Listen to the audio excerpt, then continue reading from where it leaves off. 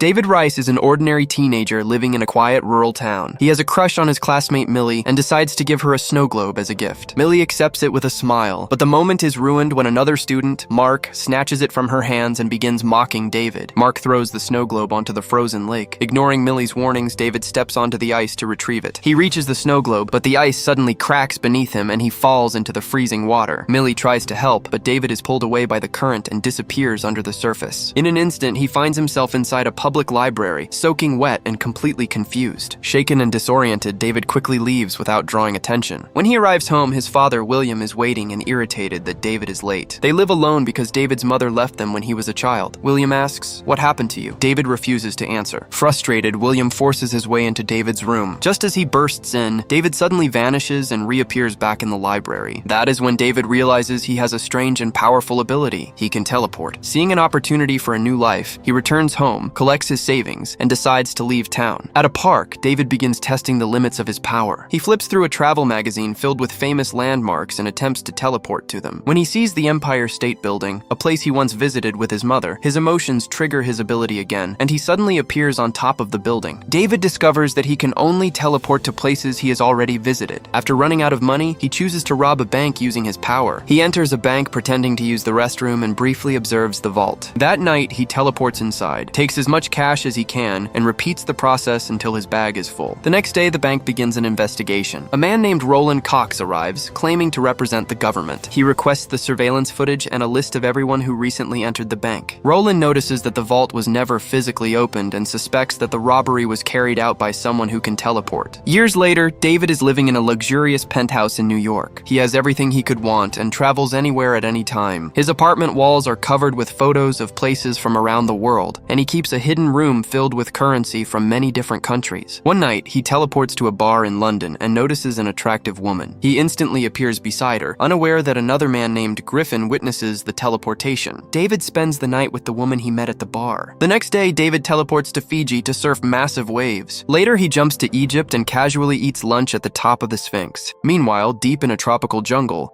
another man is desperately teleporting through the dense forest, trying to escape. Something is wrong. A cable is attached to him, preventing him from jumping very far. He becomes tangled in a tree wrapped with electrified wires. Roland appears and walks toward him calmly. The man asks why he is being hunted. Roland coldly replies that teleporters are abominations and must be eliminated. Without hesitation, Roland stabs him, ending his life. Moments later, Roland receives a call about the mysterious bank robbery from years earlier. Back in New York, David returns to his apartment and finds Roland waiting for him. Roland claims he is investigating the robbery, but makes it clear he is not a police officer. When David orders him to leave, Roland pulls out a baton and shocks him with electricity. David tries to teleport away, but can only move a few feet at a time. Roland advances, shocks him again, and throws him over a ledge. He fires a cable from the baton, attaching it to David and securing it to the floor, limiting his ability to jump. Desperate to escape, David teleports into a hidden wall compartment and cuts through the cable. He grabs several bags of cash and disappears. He reappears in his old bedroom at his father's house. William hears a noise and rushes inside. When he sees David, he begs him to stay and admits he thought he was losing his mind after David vanished years ago. David assures him he is not crazy and suddenly disappears again. The following day, David searches for Millie and finds her working at a local bar. There, he runs into his former school bully, Mark, and the two get into a fight. David ends the confrontation by teleporting Mark into a bank vault and leaving him locked inside. He then returns to Millie and they reconnect. David tells her he works in banking and asks about her life. Millie admits she still dreams of traveling the world. David invites her to join him on a trip to Rome. Excited, Millie quickly agrees. Unseen by them, Griffin watches from a distance.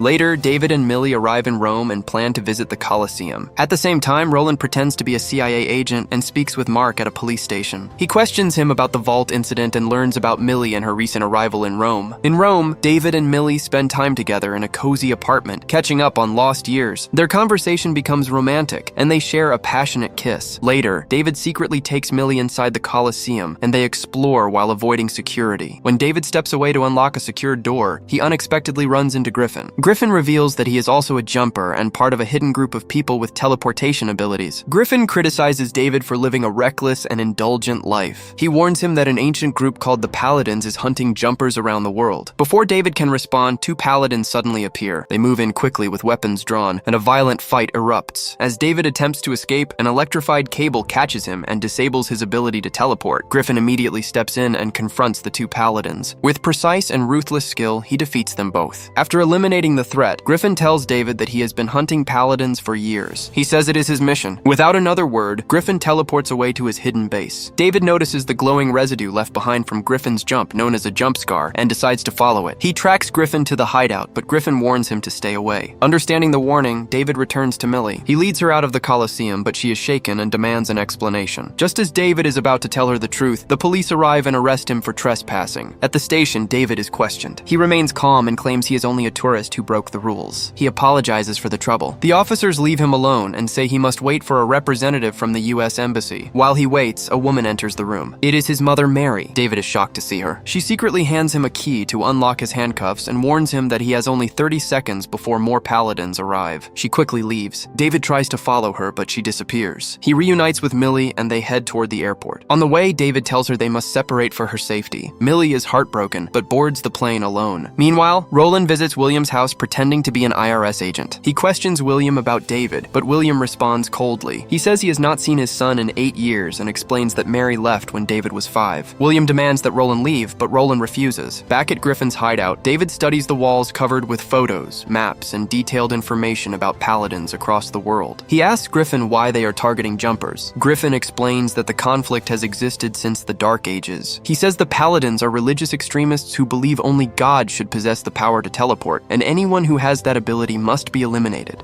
He adds that they will not hesitate to target David's loved ones to reach him. Worried about his family, David teleports to his father's house and finds William unconscious. He quickly takes him to the hospital where doctors begin treatment. Afterward, David returns to Griffin and asks for more information about Roland. He says he wants to stop him permanently. Griffin refuses, explaining that he has been fighting Roland for over a decade and carries the scars to prove it. David offers to help, but Griffin still declines. Griffin teleports to China in an attempt to lose him, but David follows, refusing to give up. Eventually, Griffin agrees to help because David knows where Roland might appear next, near Millie. They decide to split up. David goes to find Millie, while Griffin returns to his hideout to prepare his weapons. David finds Millie at her apartment. She is shocked to see him and says she wants no part in his dangerous life. She asks him to leave. Just then, David hears approaching footsteps. Roland is on his way. With no time left, David finally tells Millie the truth that he is a jumper. Millie is stunned when she sees him teleport. Her shock quickly turns into panic and she tries to run. As the threat closes in, David grabs her and teleports both of them to Griffin's hideout. Moments later, Roland and his team arrive at Millie's apartment. They find it empty, but Roland notices a glowing jump scar left behind by the teleportation. His team activates a device beneath the scar, opening a portal that allows them to follow David. At the hideout, Griffin is furious when he sees Millie. He tells David that bringing her there was a serious mistake because the Paladins will trace the scar directly to them. They examine the scar and realize it is already expanding. Within seconds, Roland storms into the room. David and Griffin scatter in different directions. While hiding, David notices something disturbing. He sees a photo of his mother, Mary, on Griffin's wall labeled as a Paladin. Before he can process it, an electrified cable shoots toward him and pins him against the wall. Griffin rushes in holding a flamethrower. He and Roland engage in a fierce and fast battle. Griffin uses his teleportation skills to gain an advantage. Griffin teleports away and reappears moments later, dragging a moving bus toward Roland. Roland narrowly avoids being crushed at the last second. Meanwhile, Millie finds David still trapped and tries to free him. Roland steps toward her, ready to attack, but Griffin returns just in time and blasts Roland back through the jump scar. Griffin dives in after him. Both men reappear inside Millie's apartment, and the fight continues there. Back at the hideout, Millie manages to release David.